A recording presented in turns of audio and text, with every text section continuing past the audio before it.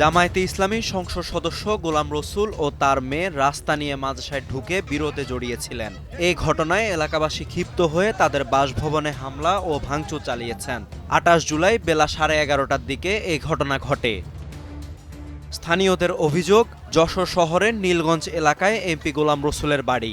সেই বাড়ির সামনে একটি মাদ্রাসায় যাতায়াতের রাস্তা নিয়ে দীর্ঘদিন ধরে এমপির পরিবারের সঙ্গে ওই মাদ্রাসার শিক্ষার্থী ও শিক্ষকদের বিরোধ চলছিল। ২৮ জুলাই সকালে গোলাম রসুল ও তার মেয়ে মাদ্রাসায় গিয়ে শিক্ষক ও অভিভাবকদের সঙ্গে বিরোধে জড়িয়ে পড়েন। এ সময় রেক্সোনা নামে স্থানীয় এক নারীর মাথা ফাটিয়ে দেন এমপি মেয়ে অনন্যা। এই ঘটনাকে কেন্দ্র করে এলাকাবাসী বিক্ষুব্ধ হয়ে ওঠে। গোলাম রসুল সাহেবের মেয়ে উনি নেশাগ্রস্ত অবস্থায় আইছে, এসে এখানে বাচ্চারা কোরআন শরীফ পড়তে আসে সন্ধ্যেবেলায় আর কি, খেলাধুলা করতেছে। উনি এসে ওনার রাগ হয়ে গেছে যে খেলাধুলা করতে করলেই বাচ্চাদেরকে উল্টো পাল্টা গালিগালাজ করেছে, প্লাস মেরেছে। দেখেন বাচ্চাটার অবস্থা।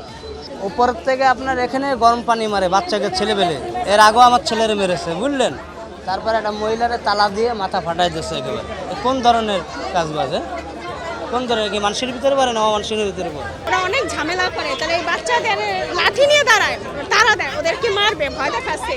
হুজুরের গায়ে হামলা করে, আঘাত করে এবং এক গার্জিয়ানদের মাথায় লেগে মাথা ফেটে যায় এবং অন্যান্য অনেক গার্জিয়ানদের গায়ে লাগে।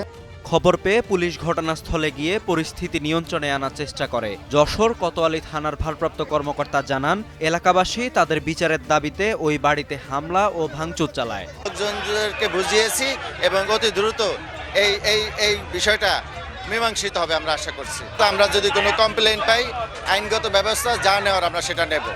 এদিকে সংসদ সদস্য গোলাম রসুল ফেসবুক লাইভে এসে নিরাপত্তাহীনতার কথা জানানোর পাশাপাশি ক্ষমা চেয়ে মিলেমিশে থাকতে চেয়েছেন।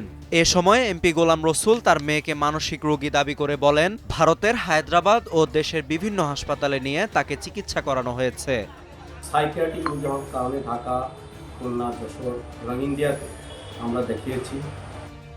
গোলাম রসুল যশোর ৪ বাঘারপাড়া অভয়নগর আসনে সংসদ সদস্য। এছাড়াও জেলা জামায়াতে ইসলামীর আমির তিনি।